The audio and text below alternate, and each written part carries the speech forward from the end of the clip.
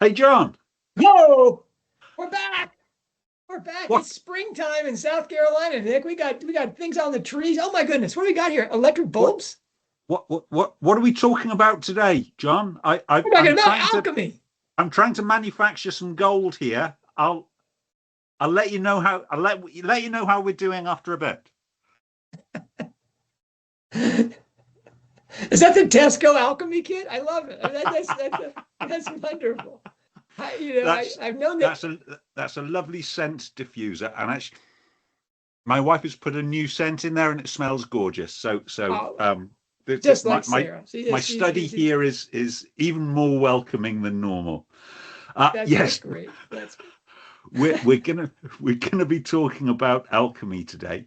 Um, so a week ago, John and I found Iris's post on the Strike and Ellicott Files okay. Let me website. jump in right away. I did not find this. Kelly Loomis found this and sent it to me. I mean, I Yeah, don't follow S&E Files. I mean, I know you listen to all their stuff, Nick, but anyway.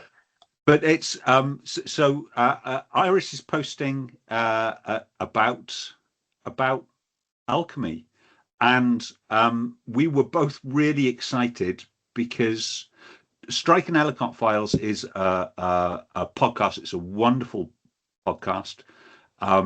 It's a very enthusiastic fan site with a lot of listeners and a dedicated following.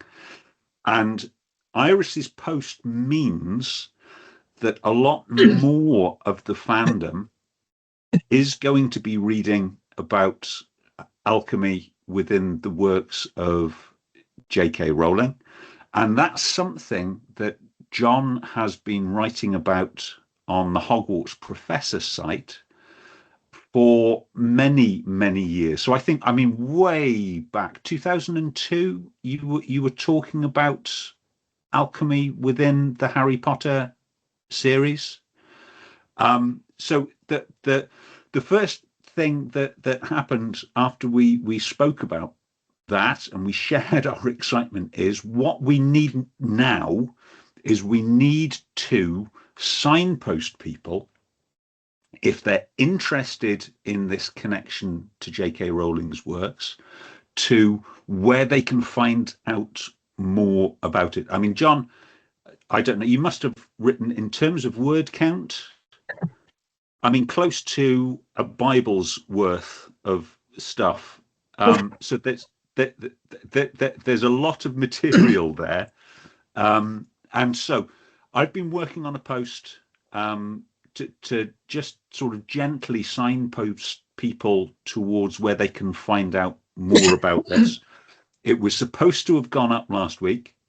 It hasn't gone up. Looking at the script for this show, we're going to be talking about it being up as assuming it is up, that the post will be up before this show will be up. John, as long as we don't talk about the post as being 10,000 words and lavishly illustrated, I should still be ready to post this by, say, Monday. Anyway, thank you for doing that, Nick. I mean, that's a lot of work and sorting through it, trying to write a welcoming introduction to alchemy. That fills in. I mean, Iris wrote a wonderful introduction, but it was necessarily brief. Yeah. There's just no way in a single article on a website that, for a website that doesn't really go for long articles, there's no way to talk about alchemy, literary, metallurgical, psychological, I mean, all those things. And so she took a specific focus. You have to make those choices, right? I mean, Yeah. you have to make a decision about what you're going to emphasize. And so the first thing I think that we want to do in our welcoming to all the work that's been done over the last 25 years on this subject about alchemy within Rowling's work, how she uses it, how she thinks about it, as much as we can tell from the text, because she hasn't said that much about it. She's never, I think, been actually asked about it point blank. to talk about, or if she has, it's sort of like, or if she says, I can't talk about that because that'll give away something.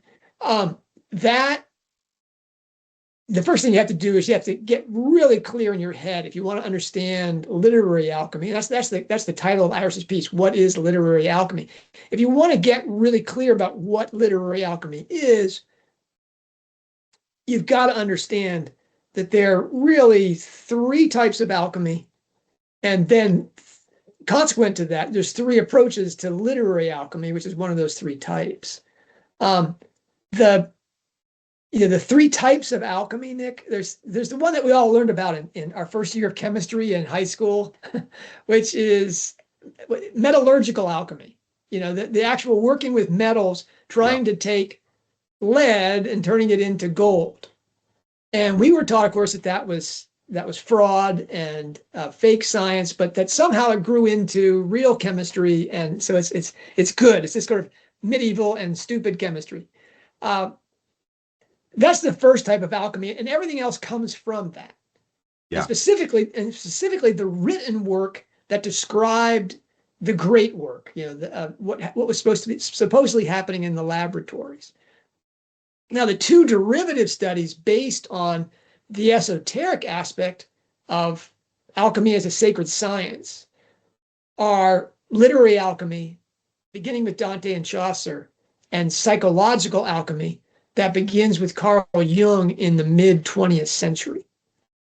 Okay, so the three schools of thought that go with those three types, basically metallurgical alchemy, literary alchemy, psychological alchemy, those three schools of thought neatly parallel those types and have particular champions. There's Adam McLean at Verity.com, who has spent his lifetime, collecting and posting online and selling on DVDs and such.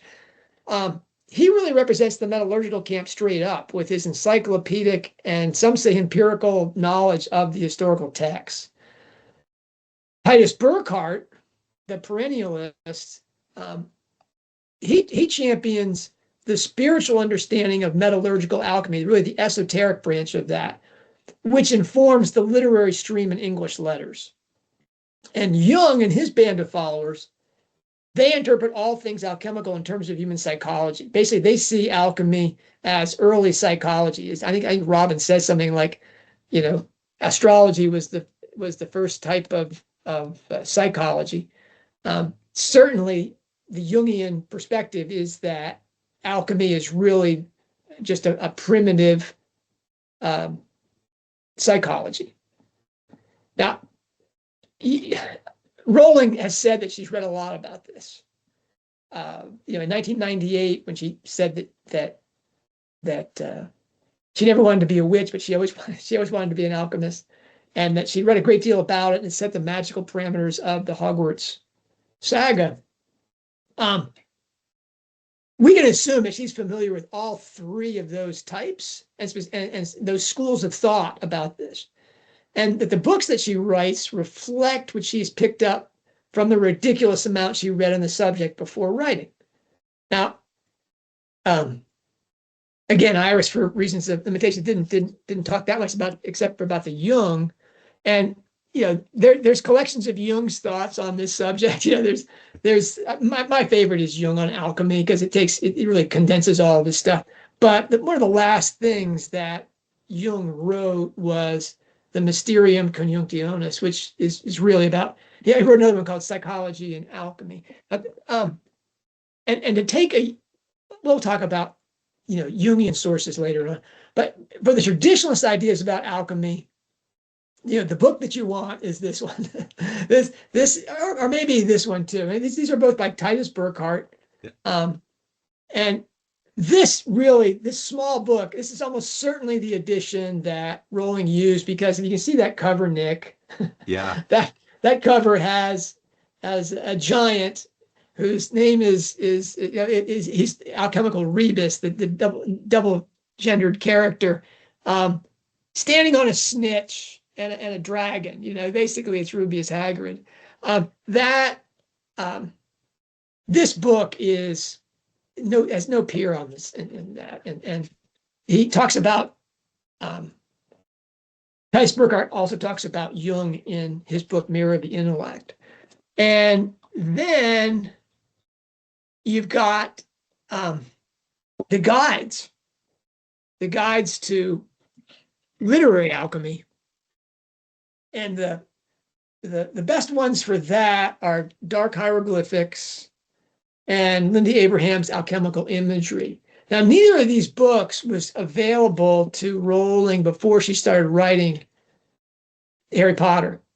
But they're essential for people who want to know about literary alchemy. Yeah. And certainly this book has become the indisputable reference for all things, literary and alchemy.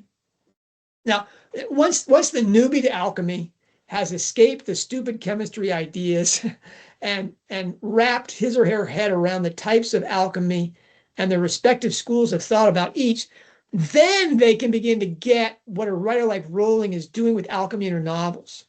There's a stream of work in the English literary tradition that can best be called alchemical. And you do want to look at Dark Hieroglyphics. That's the standard work on this.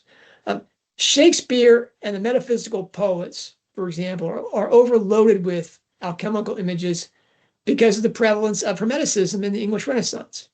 This stream, though, stretches on from the 16th century to the 21st, probably because of Shakespeare's and Spenser's usage. And it includes giants like Blake, Dickens, Yeats, C.S. Lewis, Tolkien, Stephanie Meyer. But when looking at the three approaches to historical alchemy that are prevalent, how do we decide which one is the most likely one that Rowling has taken?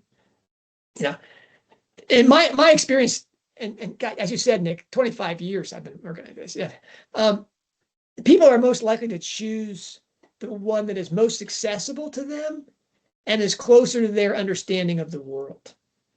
And so that makes perennialism a real stretch for a lot of people because they're uncomfortable. I mean, they're spiritual, not religious, frankly. And so that's a tough stretch for them. But it's hard. Reading Burckhardt is tough sledding, Nick. It's not something you can't F-scan. No. Burckhardt's work.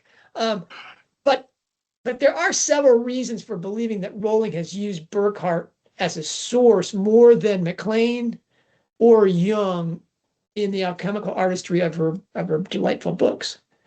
The first is that the use of alchemy in the English literary tradition is about personal transformation, that is less about the soul or the mind, as people say today, less about the soul and self-understanding or individuation than about the spirit, a transpersonal faculty in each person and human perfection, transcending their ego selves, their accidental selves.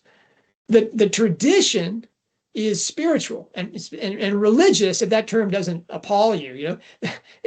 Every alchemy, Chinese, Hebrew, Arabic, as well as Christian, exists within a revelation. There's no spiritual path of alchemy divorced from a religious tradition. Okay, and neither Jung nor MacLean speak to the ultimate end of the great work, which is that kind of spiritual perfection. Real world alchemy, be it Arabic, Chinese, Hindu, or Western, was always ancillary to work done within the prevalent religious tradition. You get Albertus Magnus, the saint to the Roman Catholics, Thomas Aquinas, and Luther, Martin Luther. They were alchemists themselves, or they expressed their admiration of the alchemical effort. Alchemy has a transcendent goal that great English writers have tapped into for their edifying purposes in writing. And, frankly, if they're not metallurgical alchemists and they're not psychological alchemists, because that doesn't start until the 21st century, all that literary stream, Nick, is from this esoteric understanding of that. Okay. Neither Jung nor MacLean, I think, are as clear about this as Burckhardt.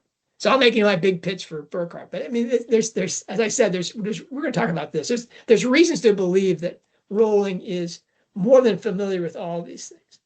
I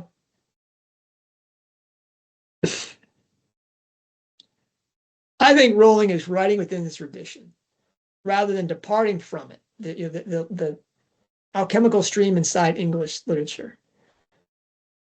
I don't think she's departing from that to write a strictly psychological or didactically alchemical series like you'd expect from a Jungian or MacLean disciple.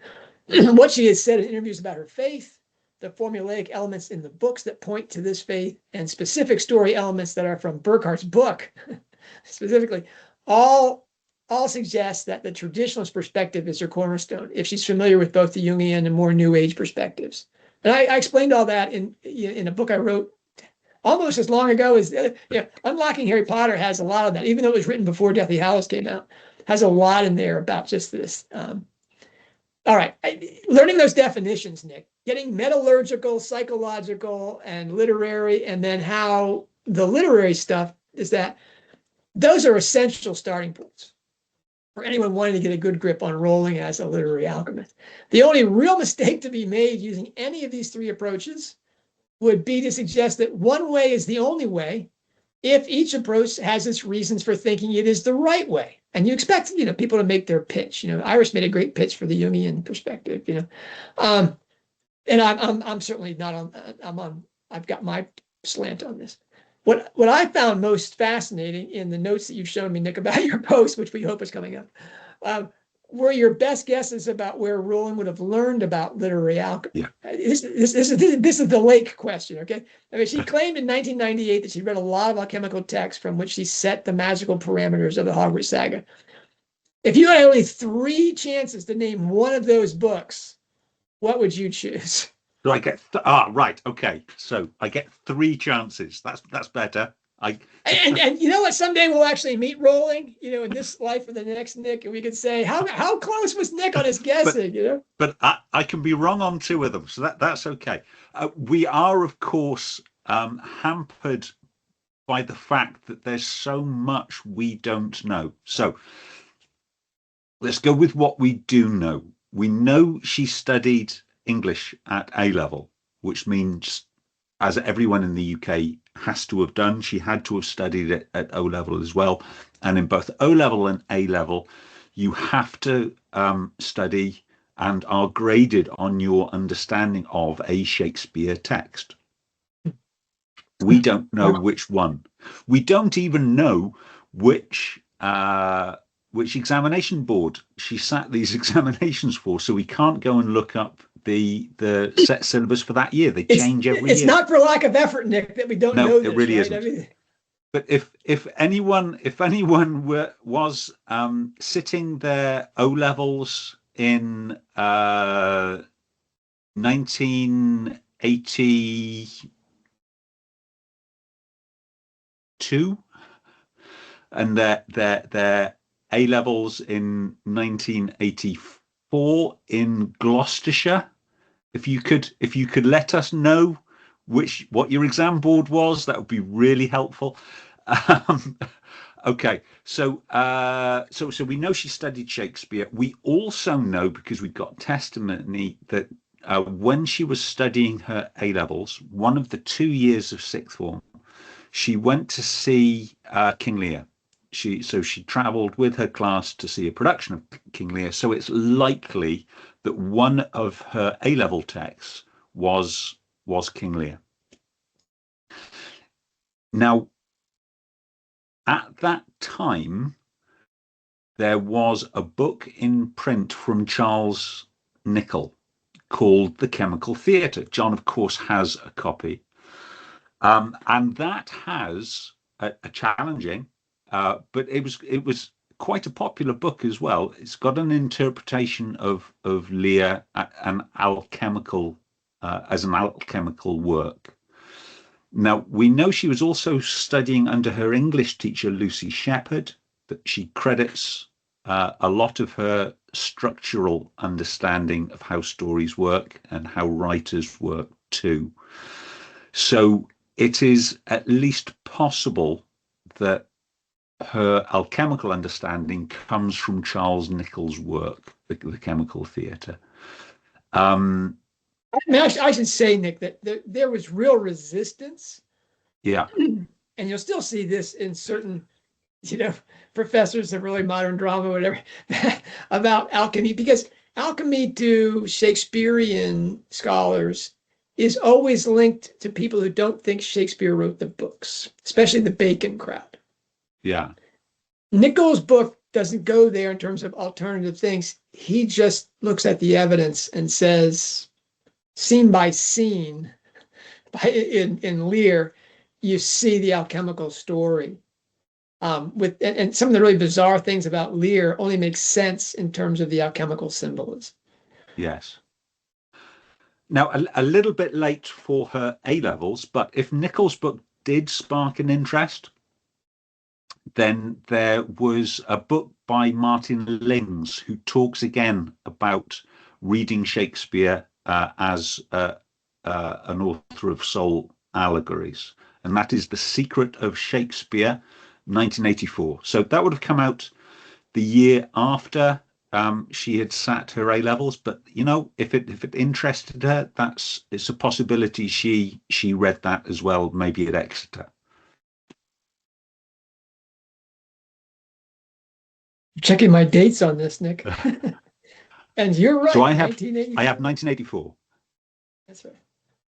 So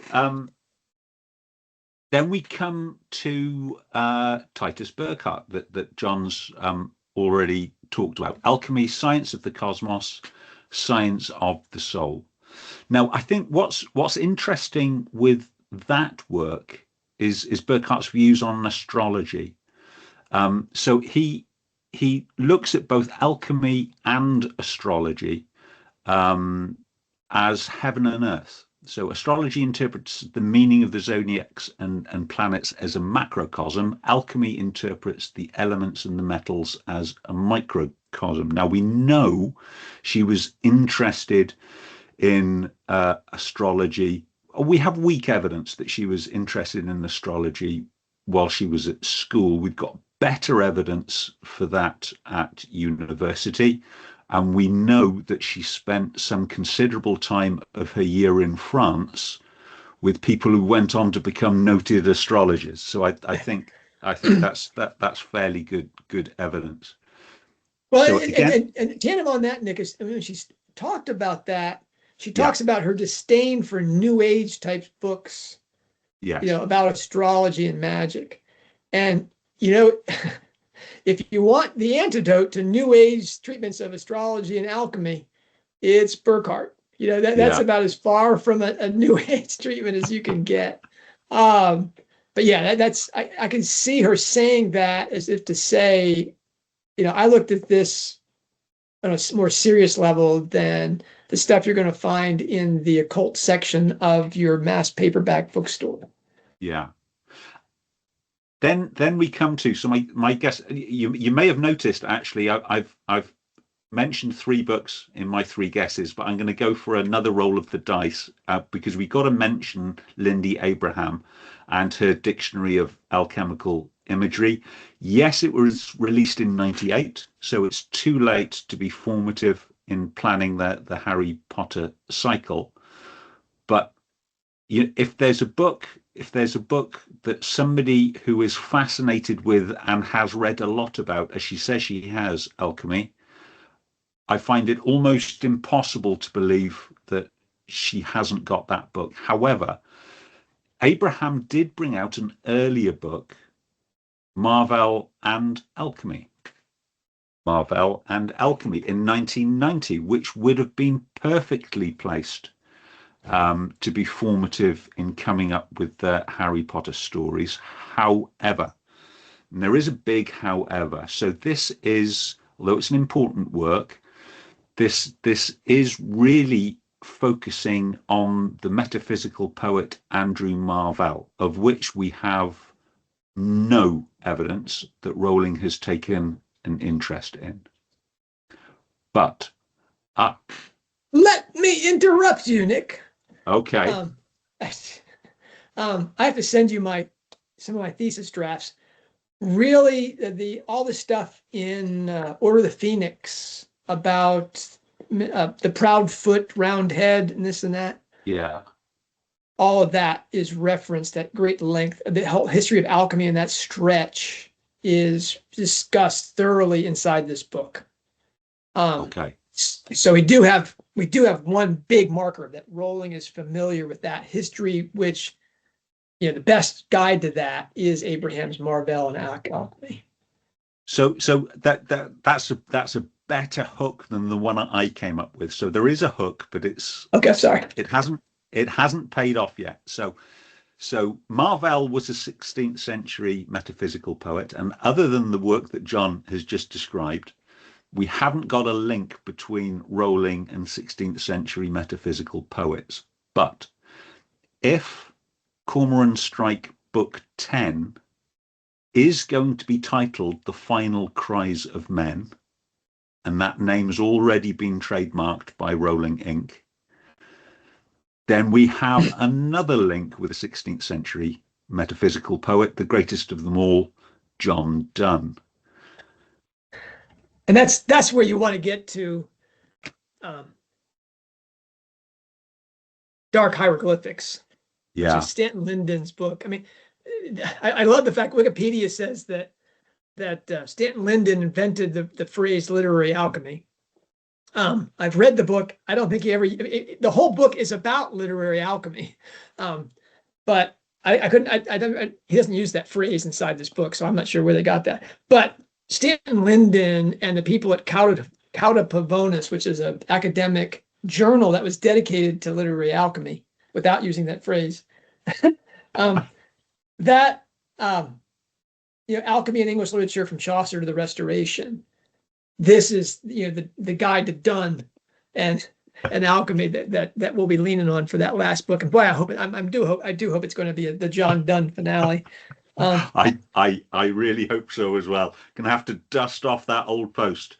But you're already jumping in. You'll notice my 3 picks, I've expanded them to 5 books, and you've added a couple of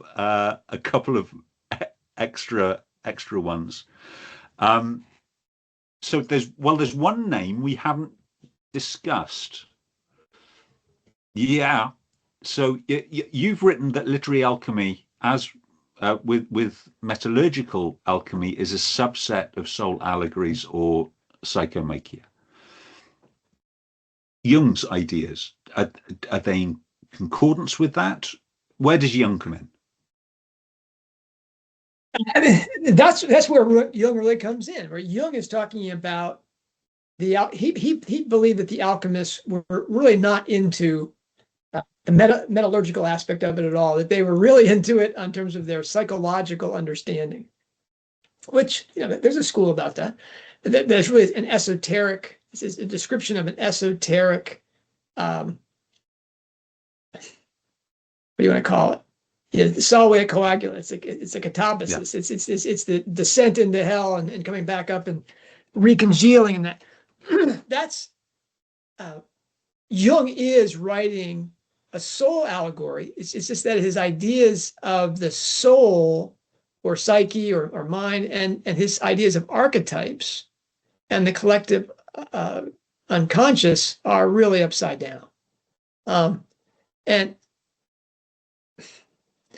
I don't want to, it's hard, if you've read about Jung, and there's a book that you really need to read about, by a Harvard professor of psychology called The Jung Cults by Richard Knoll. And in it, you'll find all the things about Jung that you just, that will, that he fabricated evidence consciously, deliberately about the collective unconsciousness. His disciples knew he fabricated it, that he was a racialist and an anti-Semite, really restricting any entrance into his group because he didn't want too many Jews inside of his group. And that he was a serial polygamist. He was a serial adulterer. And this not to go into the fact that he was initiated into a Mithric cult, and he thought of himself as the Aryan Christ that was going to supplant Christianity. I mean, the whole psychologizing of religion. There's a lot about Jung, which is just repugnant, right? I mean, and that's okay. He has his stuff. For me, the real problem with Jung is his idea of archetypes, which is really bled into the language, because we live in a, Jung won. Jung won. I mean, religion has been psychologized. I mean, it's been almost removed from spiritual aspects. People today, when they think about things that are spiritual, they really mean psychological. They don't see a distinct realm for the spirit and the psychological. And he has the archetypes being basically things in your basement, in your subconscious and your unconscious, while Plato and the Western Church all understand archetypes as the forms in an exclusively spiritual realm apart from the world, of which the forms in the world are only shadows. And that's going to be a dispute, which side you lean on. And Rowling talks about this too, but we'll get into that in a second, I think. But the big thing I want to talk about is how metallurgical alchemy becomes literary alchemy.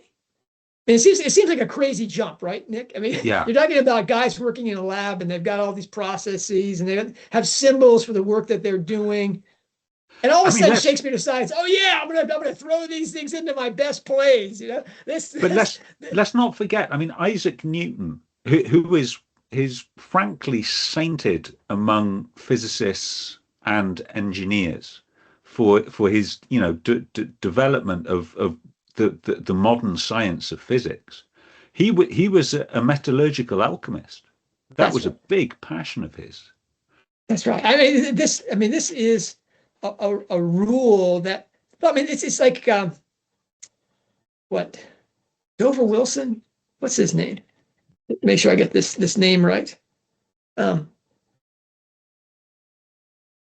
Dover Wilson. Yeah. I mean, he's early 20th century Shakespeare scholar, and really one of the noted Shakespeareans of the 20th century. He said until English literature is really secularized forever in the 15th century, 16th century, the only thing English literature is about is human salvation.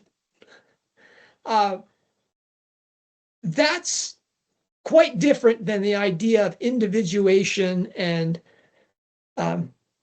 psychological success and integration of your unconscious mind and your conscious mind. It's an entirely different realm. One is about human perfection and transformation, identification with this transpersonal aspect or logos, and one is about becoming a more functional human being. But to get at this stuff, to get how you get from metallurgical alchemy to literary alchemy, what was metallurgical alchemy really about? And this is where guys like Burckhardt are really invaluable, because he says, look, the alchemists, their testimony themselves is that they're not really about turning lead into gold for cash. That's not until really the degeneration of alchemy in the Enlightenment, so-called Enlightenment period. Metallurgical alchemy was about the return to Edenic perfection for the human being. And the alchemist understood the world, obviously, in a very different way than we do. He understood the world as the way Coleridge describes it is that there's an illusion of subject and object in knowledge, much like when you stand in front of a mirror, subject and object are the same. The alchemist believes that he's looking into a mirror of sorts in the laboratory, and as he purifies the lead, which is hard darkness, in which all the light has been lost or is atrophied to a point of not being distinguishable, and that he's going to enlighten or illuminate that substance by breaking it down, purifying it, restoring it, and raising it up until it becomes gold, which, Nick, of course, is solid light. The same thing is going to be happening to him. The reason that he has eternal life at the end of the process isn't just because he drinks the elixir of life off the philosopher's stone, but because he has been transformed in that same process simultaneously with the metal. and that the real aim of metallurgical alchemy isn't the actual changing the metal from one to the other or creating the philosopher's stone that allows you to do that. The point is his own enlightenment, his own illumination. Now, that doesn't bring him to Christian salvation. That, that idea of communion with God in Christ. But it does bring him back to like an Edenic state, before the fall, what they call prelapsarian man. The goal of metallurgical alchemy is that purification so that within the mysteries of the revelation in which he's working, again, Chinese, Hindu, Arabic, that he's going to then realize that spiritual perfection. But that this is a means of his purification so that the light that comes into the world in every man, we heard about that in the gospel according to John, that light within him, that illumination or enlightenment brings him to that spiritual precipice where grace and God's mercy will bring him to some sort of theosis. Now that's the point of metallurgical alchemy. But it has to do, Nick, with this elision of subject and object, that the change I'm witnessing in the metals and working with catalysts and such to advance quickly, that same process is happening in me because there's this elision of subject and object. That's only possible, Nick, if there's a capacity in the human being which is also within the metal. That brings you, people that have heard these things before from me know that means that this is the logos idea, that if there's, a logos capacity, your cardiac intelligence, your heart in terms of Christian scripture, it is the same metaphysical ground as what's going on in the metals. And so as the metals change and you're consciously, working that process, so your logos within you, so you identify more with that capacity within you, which is not your historical understanding, your cranial intelligence, the accidents of history and genetics and social circumstances. It's removed from that. This is more like your conscience or the imagination in which you read a story or enter into a story. Which brings us to literary alchemy. What did Chaucer and Dante and Shakespeare and Marvell and all these people, why did they grab onto alchemical ciphers as things they could use inside their books? I think it's prima facie obvious. They understood that what was happening inside an alchemical laboratory is exactly what was happening, say, in the Globe Theater. That people are, this is Aristotle's Poetics. When you are in the theater, when you're standing in front of the stage and you're watching the events, the actors and actresses acting out the drama, you enter into the story. You identify, again, this logos capacity, your imagination, your primary imagination, which reflects the larger logos that your individual personal logos is continuous with. You enter into the action on the stage. And as the tragedy happens, as Oedipus, knocks his eyes out, or Lear, cries out in his madness, or, Macbeth is brought to his fate. I mean, all those things, as you experience them, you are then purified by that experience, obviously without having done it yourself. That's Aristotelian catharsis, your purification. That purification on stage and audience is identical in a way, or parallel at least, with the alchemical reaction inside the laboratory. Now, Shakespeare's genius. I mean, Shakespeare had, all sorts of astrological glyphs inside of inside the globe's, screens and such.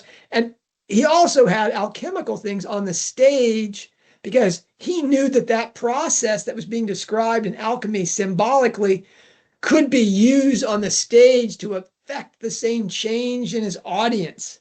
And this is why these plays still have this power. All these mysterious things that happen in Lear, people don't consciously get this.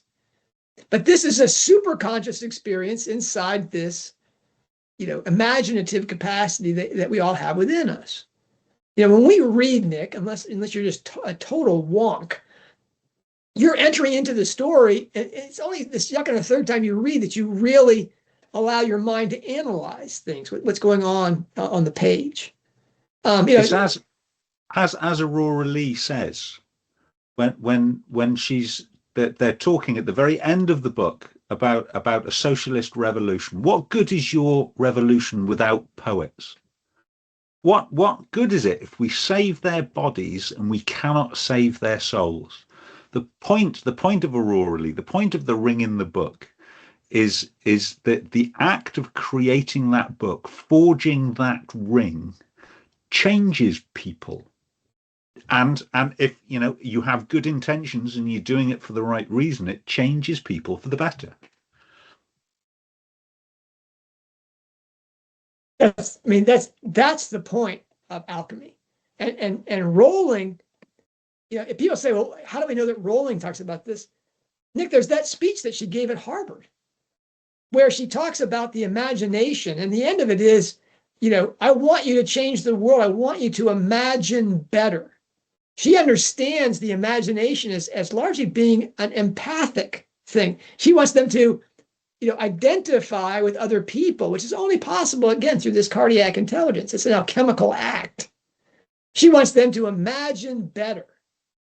Now, that doesn't make any sense outside of an understanding that is the same kind of elision of subject and object through this spiritual capacity, which is not individual. It's personal, but it's not individual.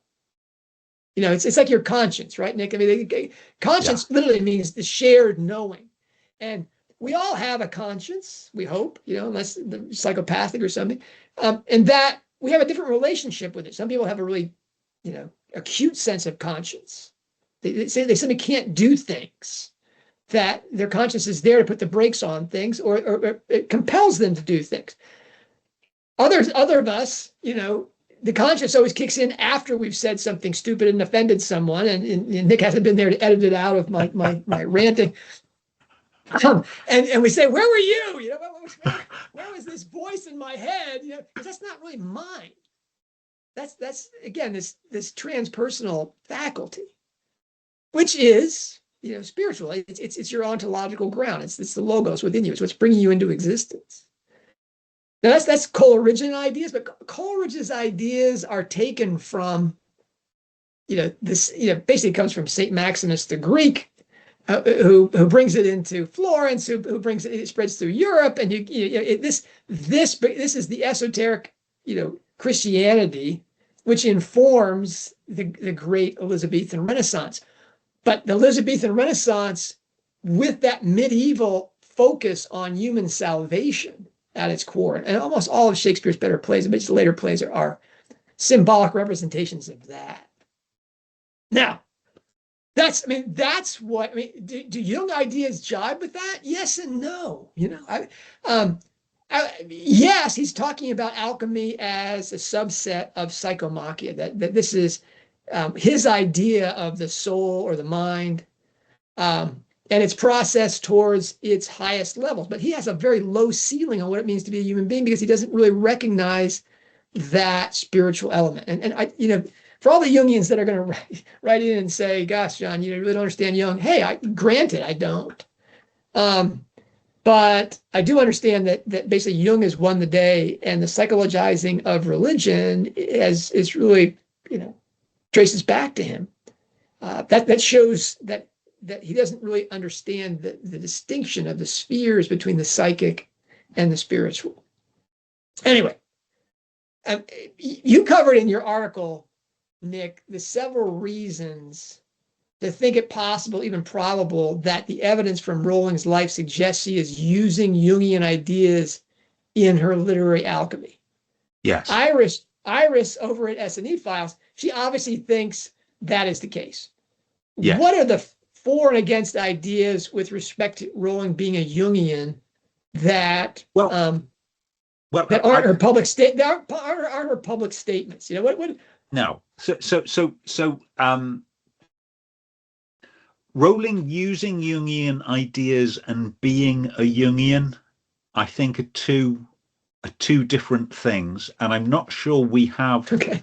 we have evidence for the latter. We certainly have evidence for the former. So Iris, who is um, a very prolific Strike and Ellicott fan on the Twitter platform and all-round good egg, managed to get a tweet exchange with Rowling. No mean feat in itself, and that really spurred her, I think, to write this article. But what really first pointed me in the direction of Jung's influence on Rowling was an article a few years ago, and I want to check to make sure that I get this scholar's name right, because I think it's somebody you should all be referencing.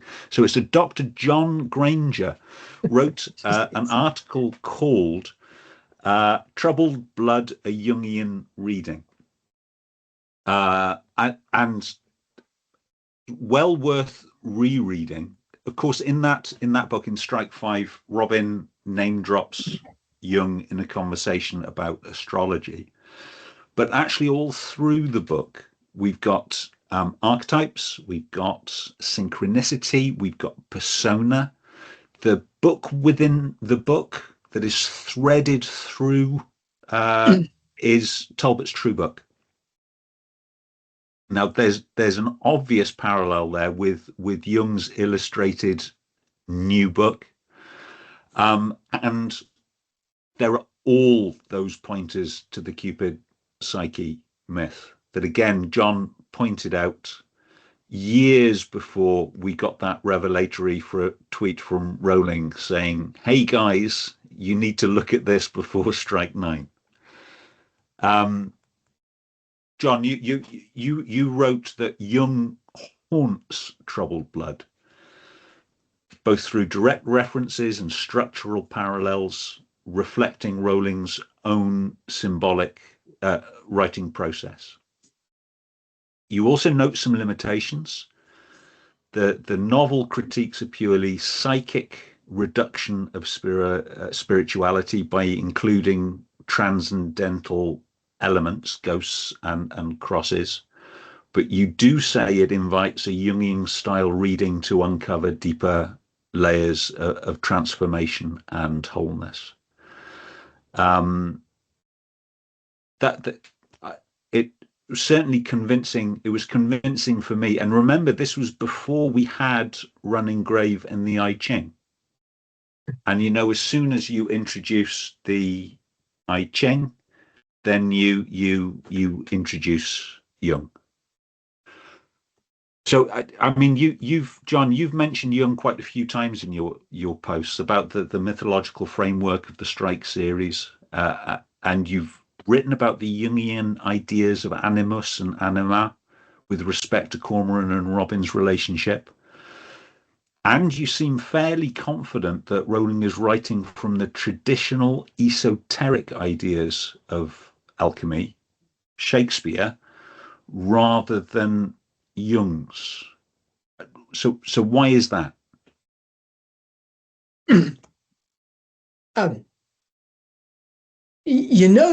That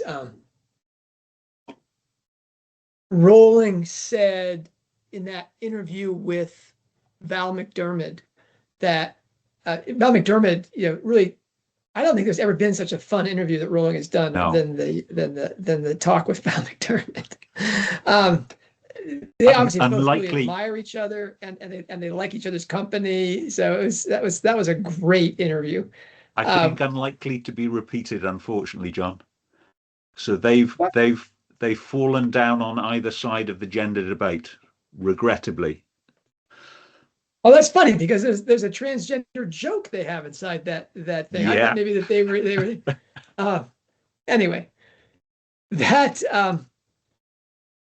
it was a wonderful interview, and Rowling at one point is asked by McDermott, if this hadn't worked out, if you hadn't been a writer, what would you have been? And she says, well, I would have probably try to get by as a teacher, but I think I would have eventually studied to become a psychologist. And I've said this several times, Nick, as you know, that I think that Rowling never gave up that idea of becoming a psychologist. And that of the schools of psychology, she obviously has her indebtedness to cognitive behavior therapy, which saved her from her clinical depression. But she was kind of cool about it. She didn't even finish the full round of therapy. I think that the Jungian idea, because it has pseudo spiritual elements to it, is the most attractive to her. She's not going to be a Freudian. She's not going to be reductive psychology. But when I look at Rowling, I don't say to myself, if you had to choose, Nick, between Rowling as a literary person or as a psychologist, which one would you lean on? Literary. I mean, every day. I mean, don't get me wrong. I think her what she's studied in terms of psychology has allowed her to create these incredibly complex and nuanced characters. And again, everybody take a sip, because I'm going to be talking about Casual Vacancy. But where you can create a whole cast of characters who there's no one that shines as the guy you really want to invite out for a drink. There's no girl there you really want to have lunch with, but they all, despite how horrible they can be and how messed up they are, they invite your sympathy, they invite your reflection. This is me in an unflattering mirror. That's right. I mean, all the men in Casual Vacancy. I mean, that book left me just broken. I was just like, wow, I see aspects of myself in that jerk too. There's another idiot, and I see him in the mirror every morning. That brilliance is her self-reflective power. Yeah. But I would say she has that more from what Dickens and Austen call penetration, that she has consequent to reading, and that's what drew her to psychology. She wanted to be a writer, and psychology interested her because it had some of the same, importance. For example, you don't make spiritual progress. You don't have spiritual accomplishment in the life if you're a psychological, basket case. You have to have a reflective thing in your body, and you have to be broken down. Solway and Coagula, the thing that she has tattooed on her writing hand, Nick, I mean, that means that you have to break down your psychic, your psychological attachments and beliefs, and then literally in the symbolism of alchemy, the soul rises to a spiritual dimension and then recongeals the coagula back into the person, into the body. That's why you always have corpses and graves and things rising up and down inside alchemical symbolism. That process, that Solway coagula, is the psychological purification that allows you to enter into a spiritual dimension, a self-transcending person. That she gets that from literature first, that penetrating aspect, and the psychological catharsis that you get inside story, which opens you to experience of supernatural reference via symbol and the illusion of your soul with what happens inside that story. Now, Jung's ideas are thoroughly modern. He's a 20th century man who grows up in an upper caste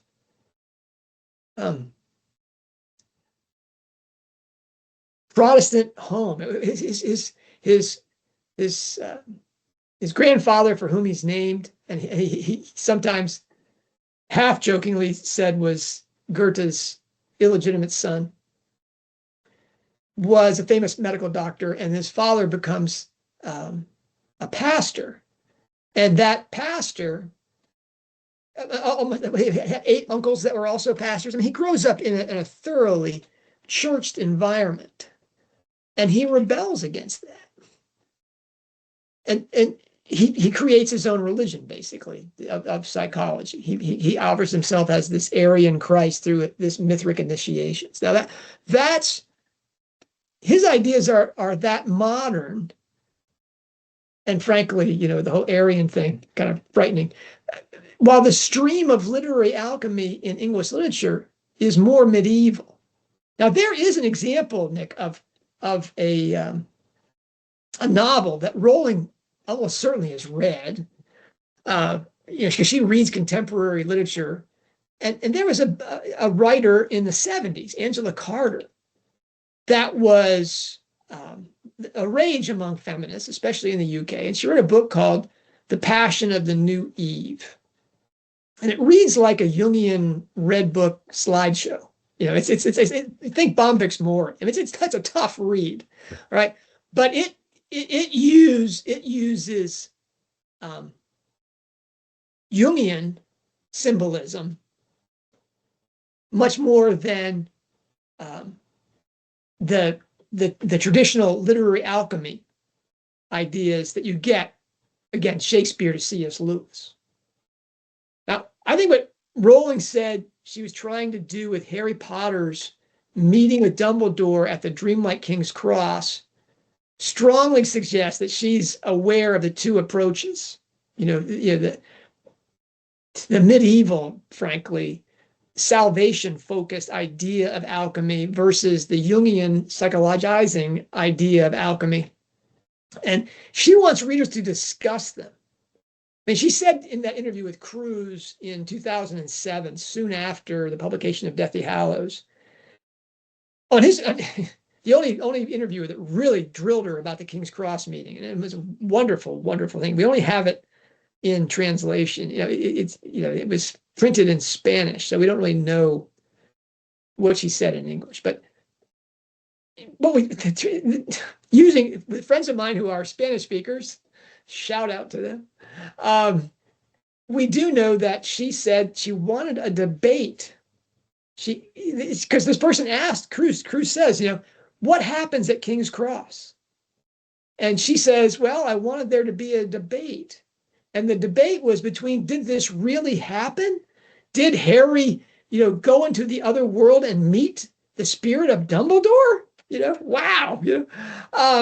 Or was it just Harry's subconscious? Did Harry just go within and come up with all these answers in an imagined, basically a fantasy of his, consequent to being murdered by the Dark Lord? Which one was it? Was it just a silly dream that a lot of veracity, comes up in that process? Or does he really have a conversation with Dumbledore? She wants there to be a debate. That's her word. The debate between the spiritual and the psychological.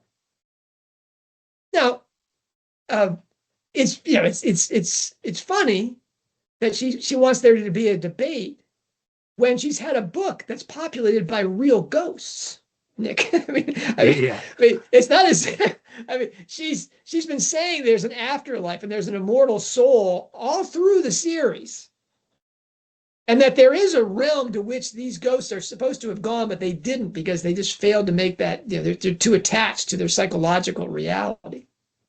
Dumbledore the alchemist, you can assume that he didn't have that problem, that he actually left, he had that successful journey, but that he could come back.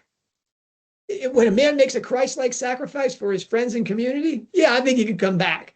And I think Rowling is really saying that she wants there to be a debate, but she wants it to be clear. And Dumbledore's last words there, of course it's happening inside your head, but why would that make it not real? That, this is within you. This is this logos capacity inside of you.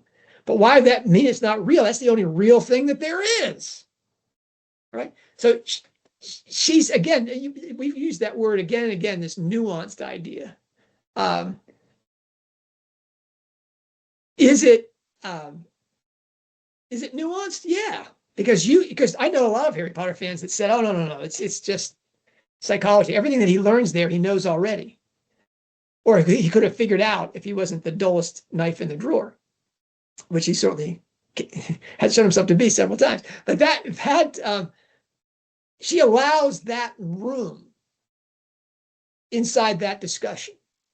So I think she's familiar with this, but I think she's made it clear that she's on this one side of this debate, that she's much more on the literary side than on the psychological side. Because again, Jungian analytics, like with all the books that especially Newman's book, Amor and Psyche, and Marie-Louise von Franz's book, on the Golden Ass about Apuleius, that really talk about the Cupid and Psyche myth at depth and about the psychic development of the feminine. She's really attracted to those things. I think, and they do inform a lot of what she's doing with Cupid and Psyche, but not so much as Jung would have it, as being individuation and maturity. I mean, again, this is the debate about animus and anima versus soul and spirit and Shakespearean thing. Rowling, I think, is aware of it, and she's using it, but not like Angela Carter. She's really leaning a lot more into the literary tradition than the psychological use of it that we see in Jung. All right. Nick, you mentioned in your article, or you will mention in your article. I will be mentioning. This, that the best interpretations of Cupid and Psyche have been written by Jungian psychologists. It's Newman and von Franz and Johnson. I haven't pulled all my books down, Nick. It just seems that way. Rowling seems to be writing the strike novels in light of the psychic development of the feminine idea in those books. What has she said or written about Jung or Jungian ideas inside and outside her books? So we are introduced to a Jungian psychologist. So we've been introduced to Prudence Dunlevy in Ink Black Heart, and it is a very sympathetic portrait. So she comes across as a witty, intelligent, kind, thoughtful Jungian psychoanalyst. Is there anything about Prudence which isn't admirable? No, absolutely not. Even when we see her hidden hand, so that Rokeby reconciliation, I mean, that's all Prudence, isn't it? It's so obviously Prudence. The Rokeby's position, his offering of just one beer, is so perfectly pitched for specifically Strike. That in itself is an advert for Jungian psychology. Now, I want to rewind just a little bit. So we've spoken about J.K. Rowling's CBT, which she says was valuable. She never finished the course, so she didn't go to the end of her therapy.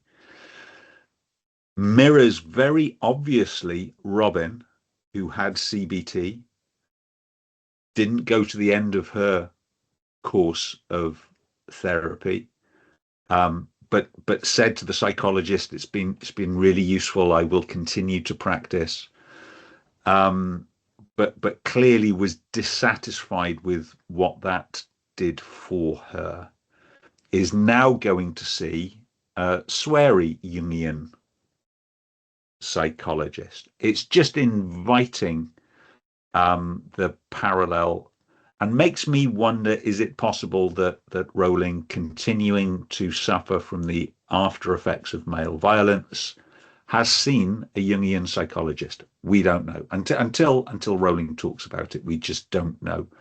But certainly within the books, that contrast between,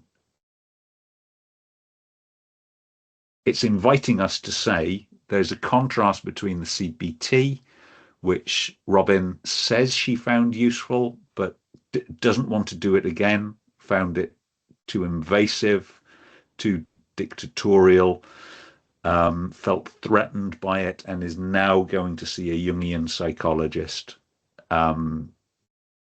it's giving a very flattering portrait in the person of Prudence and the direction of travel of Robin. It's a very flattering portrait of Jungian psychology. The Jungian idea of alchemy we've talked about. So of course there's the title of the Harry Potter and the Philosopher's Stone, and she said in a 1998 interview, so a really early interview, that's the one where she mentioned about wanting to be an alchemist. She said, "I've never wanted to be a witch, but an alchemist, now that's a different matter. To invent this wooden world, this wizard world, I've learned a ridiculous amount about alchemy. Perhaps much of it I'll never use in the books, but I have to know in detail what magic can and cannot do in order to set the parameters and establish the story's internal logic." Now, that was very shortly after Chamber of Secrets.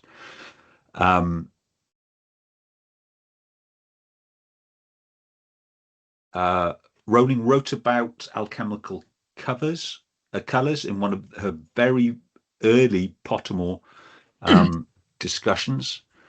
So she talks about Negredo, linked to Sirius Black, Albedo, Albus Dumbledore, and Rubedo, Red, Perfection, Rubeus, Hagrid. She mentioned it in the profile of Draco Malfoy. Yeah, I forgot that. That's a good one. That's a good It one. is. So, I mean, in that one, she talks about the psychological and the spiritual, and that is very Jungian. Again, there'll be a link to John's article on that below. So in the article, John talks about Rowling's comments on Draco Malfoy illustrate that literary alchemy in Harry Potter is fundamentally a transformative art, focused on the purative improvement of the soul and not material wealth and power. And of course, I mean, John, when you were studying alchemy in Harry Potter, in the early days and at the start of the exploration of Cormoran Strike, it was a fringe theory. I wouldn't say you were on your own, but it wasn't considered mainstream study. I mean, I came on board. In fact, I started talking to you, John, really after J.K. Rowling literally had to tattoo "I am an alchemist" onto her own hand before I accepted this is something that maybe I should be reading about. So the tattoo she has on her writing hand is the wrist is solve et coagula, to dissolve and then to bring together, which is the action of transmutation within alchemy. So Rowling isn't a stranger to alchemy. She's not a stranger to Jung. Iris says in her article that there are hundreds, even thousands of interpretations of Rowling's work, and that has been written about alchemy and Jung's other ideas. So one of the ideas of or the point of my post and this show is really to give people, amongst that cornucopia of written content, what is really the important things that people need to know if they are interested in studying this further. I mean, the Jungian aspects, I mean, it was kind of, it's funny. She talked about there being hundreds and thousands of articles about alchemy and Jung, and she doesn't mention any of them. So down below, I'm gonna if you don't mention them in your piece, or even if you do, I'll put them down below so people can see them. Right. there's just, people should know what has been done by real Jungians. I mean, Jungian psychologists like Prudence about this. One of them, it first came out in 2000, is by Gail Grimbaum, The Secrets of Harry Potter. It was in the San Francisco Jung Institute Library Journal, Reviews from a Jungian Perspective of Books, Films, and Culture. Basically, it's the Jungian analysis of story. I mean, Jung, that's what Jungians are really good, is interpreting stories. They're not really good at making stories and do that, other than, say, Angela Carter. And there's a link to that. I mean, it was updated. I think it was, obviously, when it was first written, it only went through Goblet of Fire, but it's been updated a little bit. Then there's two other writers that I think are really important. One is Bob Rechtenwald. He wrote an essay called Carl Jung's Impact on the Work of J.K. Rowling, as well as on Alchemy and Meaning. And I wrote to him and got found out where that thing is now hiding. It used to be on a different platform. And that's really very, very good. It includes some Cormoran Strike. Then there was an anthology that's been written about alchemy and Harry Potter. I really don't think there have been hundreds or thousands of things written about this, Nick, but there is a book that's an anthology. My book is the first, my essay is the first one in it. It's called The Alchemical Harry Potter, Essays on Transfiguration in J.K. Rowling's Novels. And it was edited by Anne Mamory. But the essay in it that's specifically Jungian is by Alicia Skipper and Kate Fulton. And the article is called Shadows into the Light, Persona and Shadow in Harry Potter. It's very good. That's, and then there's things like Jordan Peterson. I think he's the most famous Jungian alive today, Nick. I mean, perhaps the most influential psychologist, period. He spoke about the archetypal qualities of Harry Potter and the Chamber of Secrets in one of his most popular videos. And that's archetypal in a Jungian sense, not in a perennialist sense.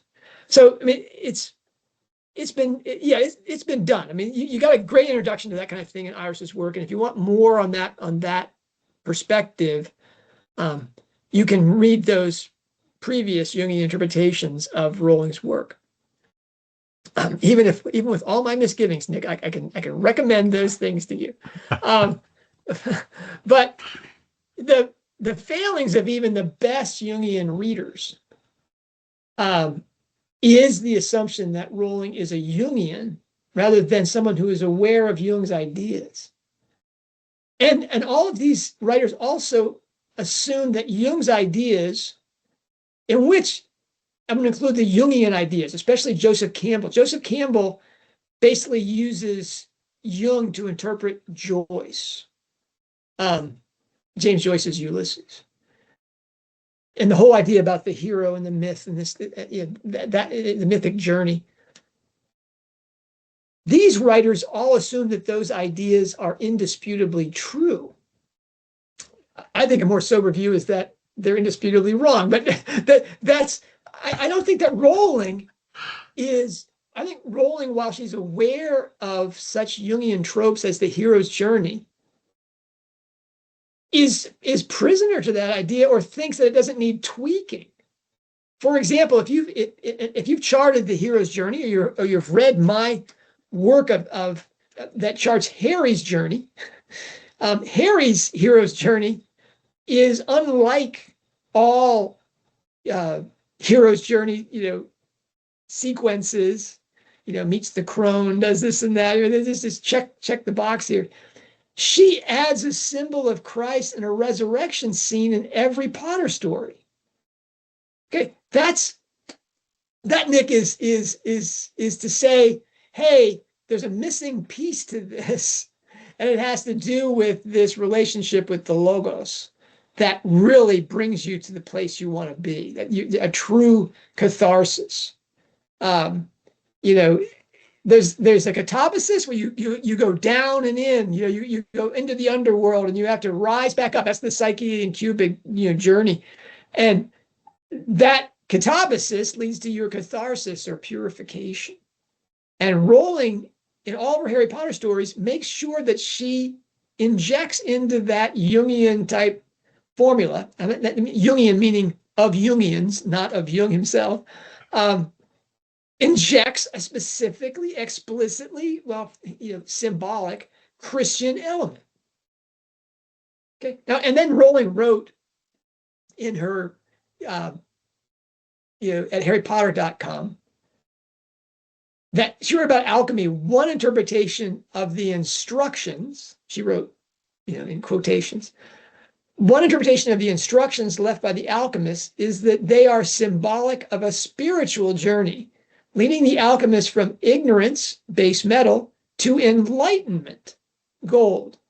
There seems to have been a mystical element to the work the alchemist was engaged upon, which set it apart from chemistry, of which it was undoubtedly both an offshoot and forerunner. Now, she makes the prudential gesture towards chemistry, but she shows, by using the words symbolism, spiritual, and mystical, Nick, that doesn't definitely say that she's leaning perennialist, because all of those words are used by Jungians. But I think when she talks about enlightenment, that she's aware of this idea that is pervasive of every one of the great revelations, that there's a light within you, this heart. I mean, that's what did you say about casual vacancy, Dick? What is the light of God shining from every soul? That should be on the dust jacket. That's yeah. Yeah, because you're not going to figure it out without a clue, right? that thing is, she talks about enlightenment, ignorance to enlightenment. That, I think, is her suggesting that it's about self-transcending. I would say that means she's a perennialist rather than a Jungian, at least in respect to her understanding of alchemy. But let's get back to this is all about alchemy, all about Jung. I think the real question of whether Rowling's literary alchemy is predominantly literary and spiritual or psychological in orientation comes down to the postmodern confusion about the immaterial aspect of the human person, which is to say the soul or mind or psyche, and the spirit. Rowling's recent work seems prosaic or secular to the casual reader who compares it to the relatively otherworldly and obviously symbolic Potter books. But she loads each strike book with Shakespearean romance of soul and spirit, i.e. alchemical dramas and hermetic tropes. Now, you're talking about, you're writing this piece. I'm writing a piece now about the lions and the dogs and the incest and the red man and white woman in Hallmarked Man. I think that Rupert always appears in a red jacket, doesn't he, Nick? Inside, when they show the photographs to people, he's the red man, and Decima is the white woman in Hallmarked Man. Each of those things, the dogs, the lions, the incest, all of those are real touchstones inside literary alchemy. And we're gonna have to, I'm not gonna go into that here. We're gonna have to dedicate a show to that. This is our introductory to this. Welcome to Alchemy Newcomers. I think, though, that your work with Rowling's epigraph sources point to a strong spiritual rather than a psychological foundation in Rowling's work. I mean, you're the epigraph guy, Nick, really. I mean, you're the guy. I read the epigraphs and say, Nick, read that one, and then you do the hard work. But well, for me, it's a series of books with a common thread, going back really to Little Women.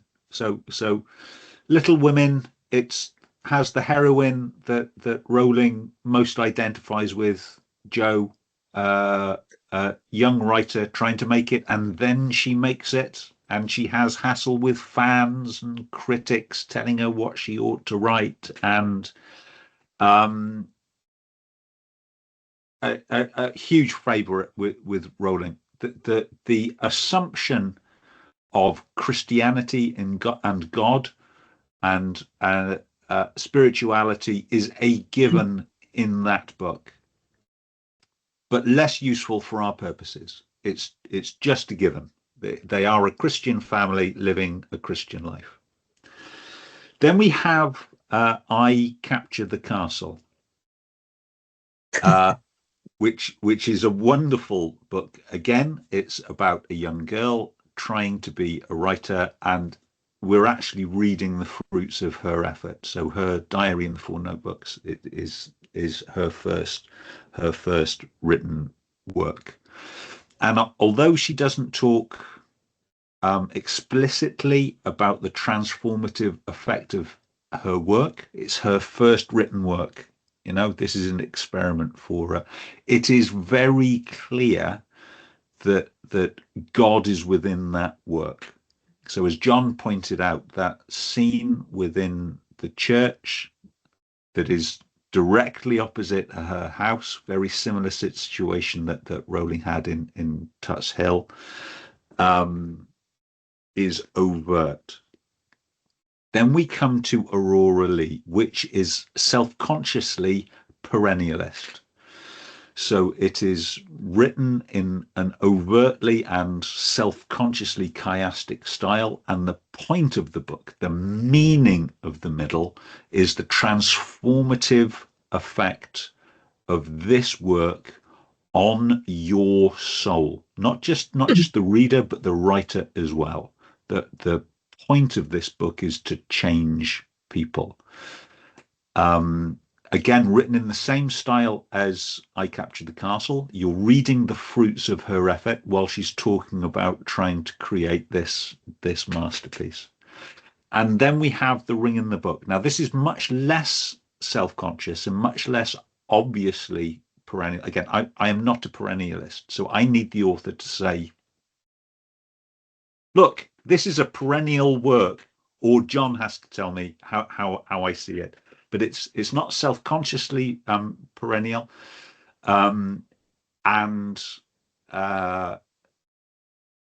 he does talk about good and evil, right and wrong, and the consequences, the heavenly consequences of doing good, and the damnable consequences of doing wrong.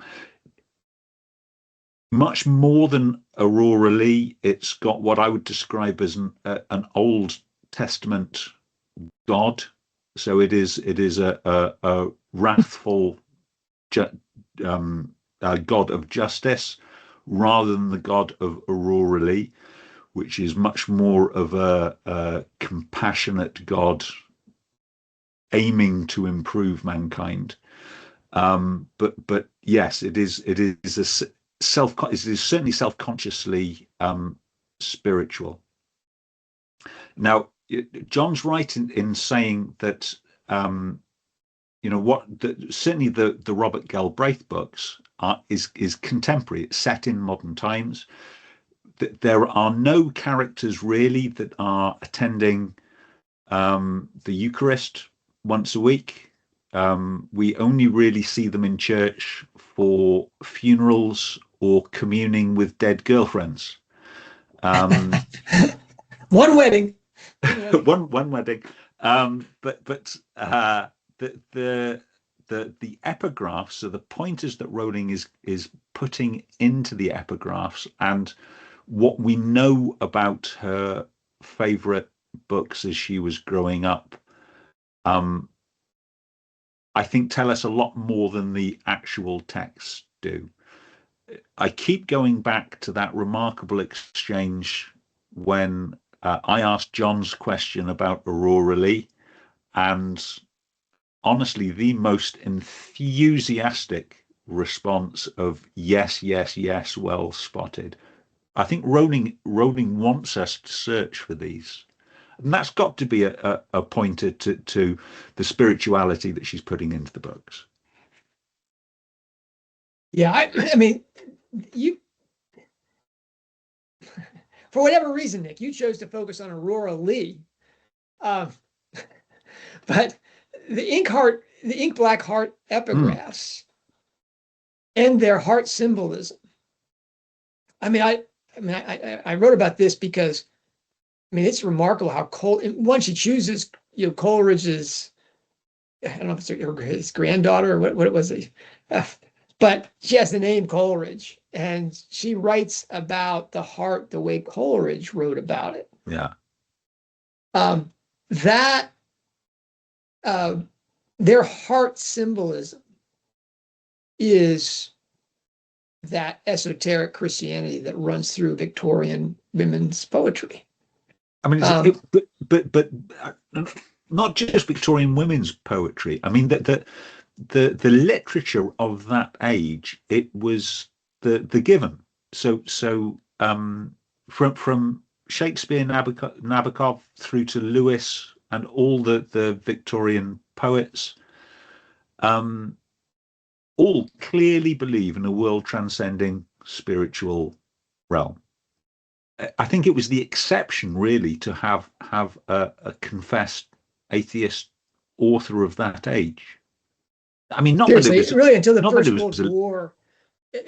I've said this before, and people kick back against it, but until the First World War, English literature is largely Christians writing for other Christians about the greater life in Christ, and that's. Rowling is a throwback, I think, in some respects to that. I mean, she's definitely a postmodern, writing to postmoderns about postmodern concerns. She's not something that just dropped ex machina out of the 19th century. And she can't be considered in any sense an Orthodox Christian, small o, large o. She has opinions about same-sex attraction, about abortion, and all these things that are just outside the fold.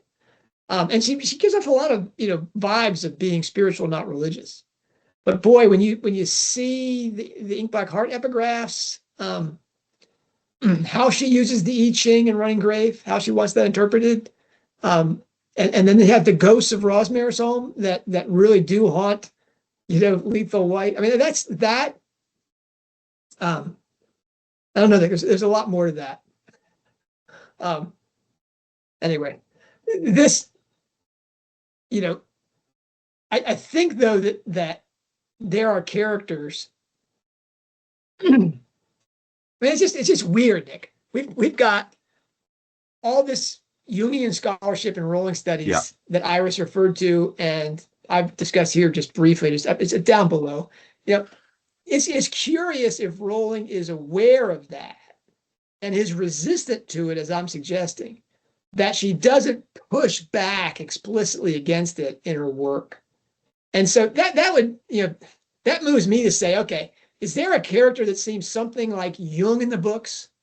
Someone as bad as Prudence Dunleavy is good? That means they're going to have to be really bad, right, Nick? I mean, because but Prudence is the Jungian flag. She's just so right. I mean, outside of Robin, is there any character as likable as Prudence Dunleavy in the books? Really? I mean, a character that likable is unusual for Rowling to write. Unless there's some sort of twist coming up and she turns out to be a kleptomaniac or something, it's unusual to have an unvarnished... Oh, that would really be a twist, Nick. We've had no preparation for it.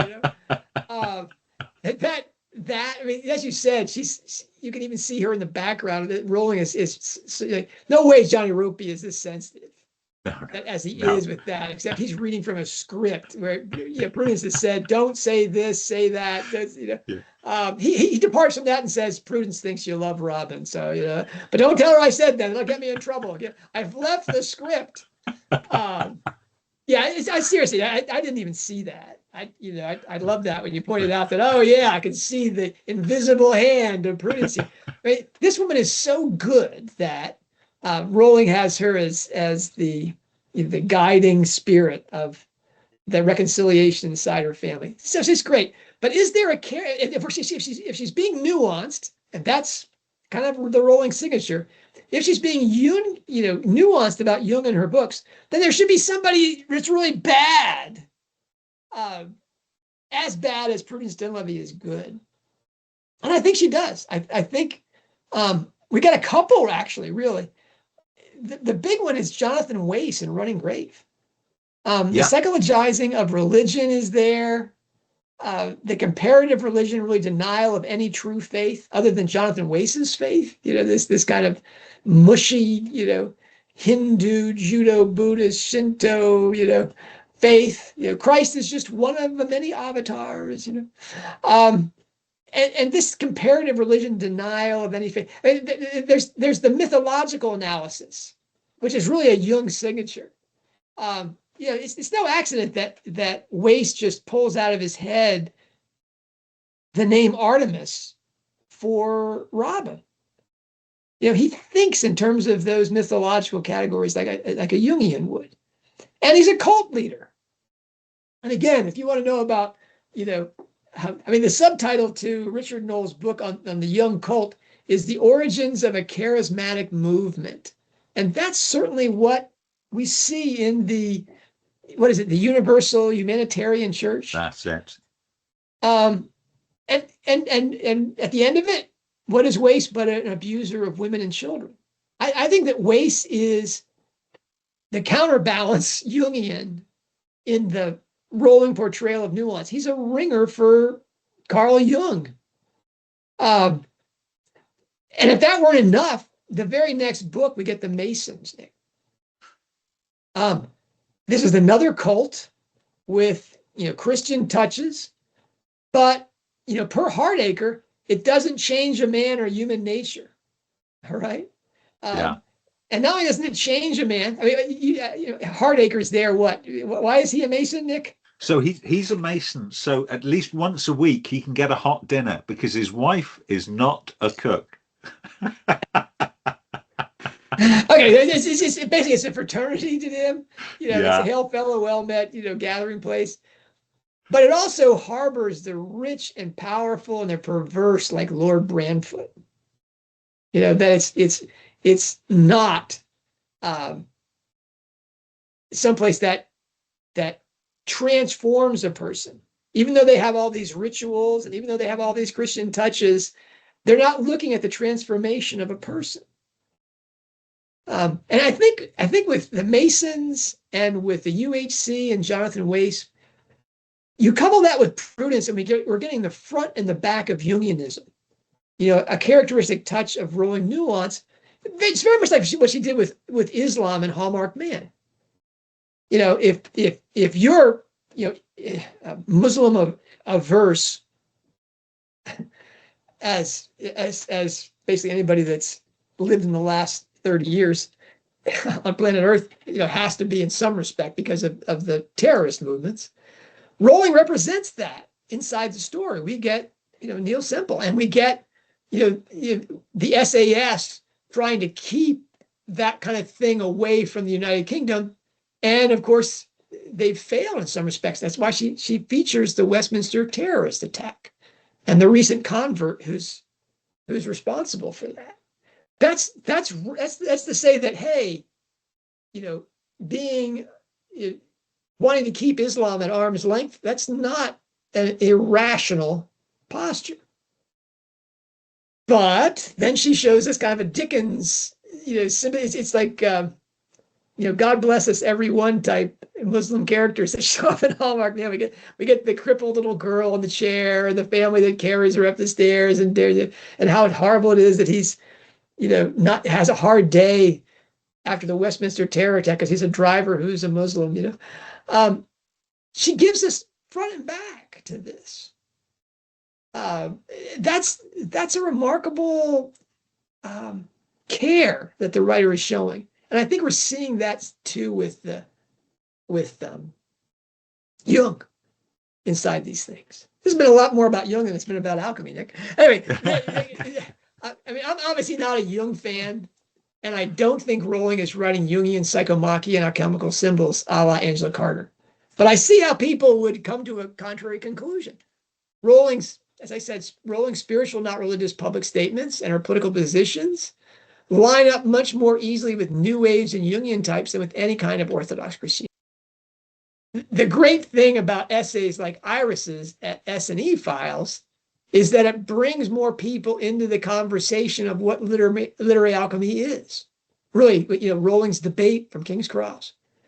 And the three approaches to it, metallurgical, literary, and psychological. And psychological, as much as it bleeds back into that. I mean, you've been reading about literary alchemy for several years now, Nick. And as you said, you weren't really on board until you got that tattoo. I don't think so. I think you were actually on board before the tattoo. I know certain people that weren't on board until the tattoo, but really, I mean, until we, I mean, from I started talking about this stuff really at the dawn of the 21st century, and there was tremendous pushback. There's no way that Rowling is writing using Shakespearean stuff, and you don't know what you're talking about. And so what if the first book has Philosopher's Stone in the title?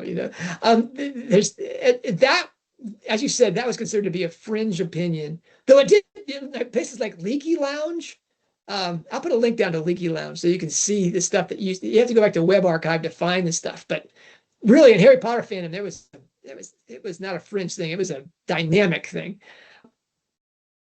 Nick, you've been reading about literary alchemy for several years, and you say you only got on board when you had the tattoo, but I don't think that's true. But that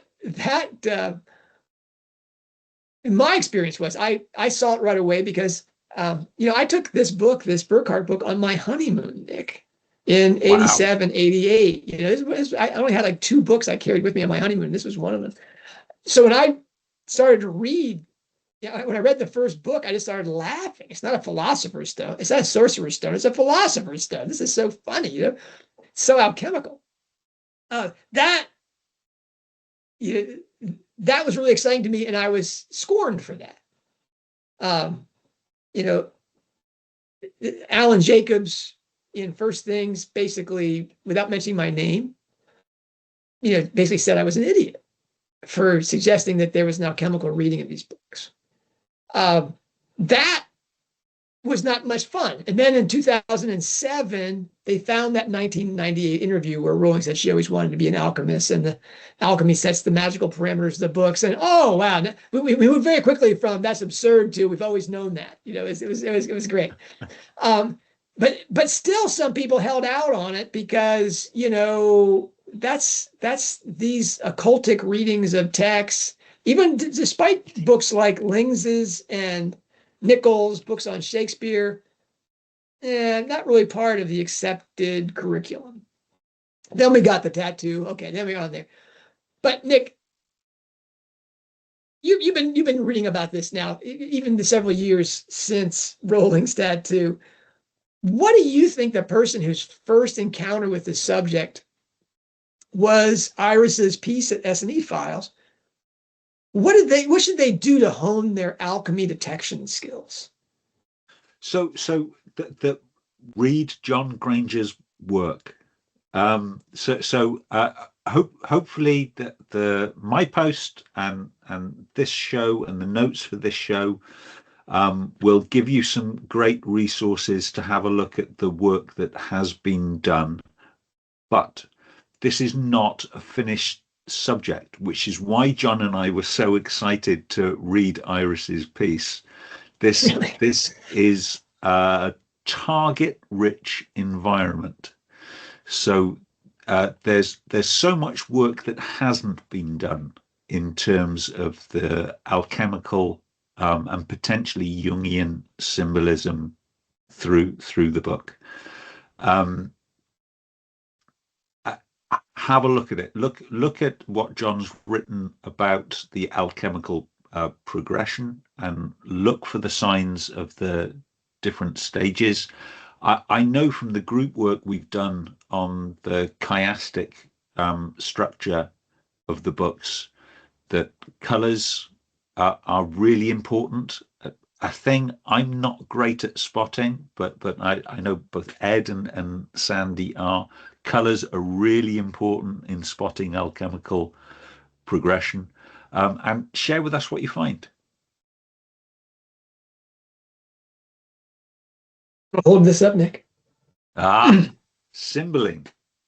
We're gonna come back to the alchemical, thing. I think this may be one of you need to read. Nick, isn't that what I do here? Is I say, Nick, go ahead and read this.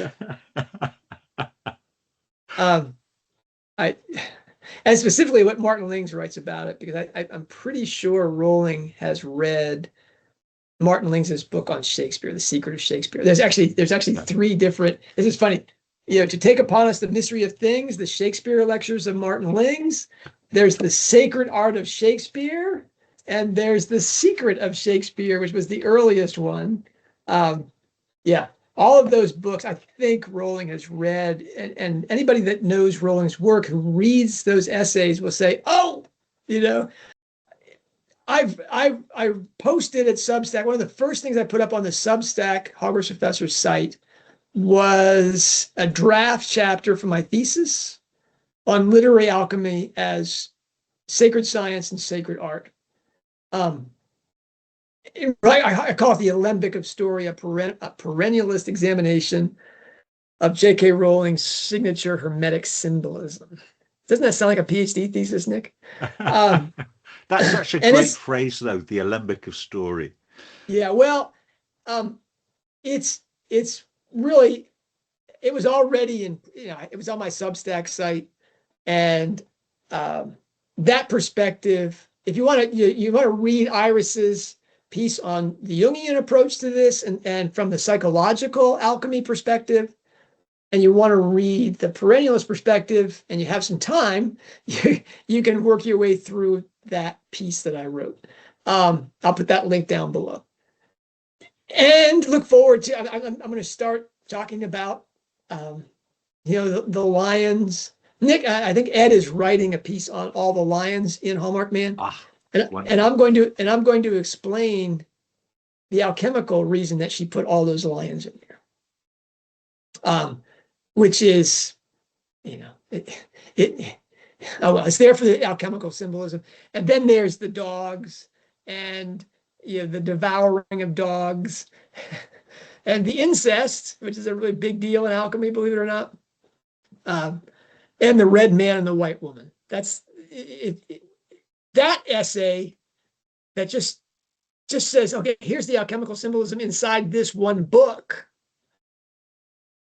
That should give you an idea of why she includes these bizarre things that don't have a conscious meaning to someone as they're reading it, but have a super conscious effect on them. That's what we're after. And stay tuned. Stay tuned. I hope that people that got their introduction on Strike and Ellicott files will continue to listen to these things and pick up on the debate, as Rowling said, between the psychological and the spiritual. Wonderful. Thank you, John.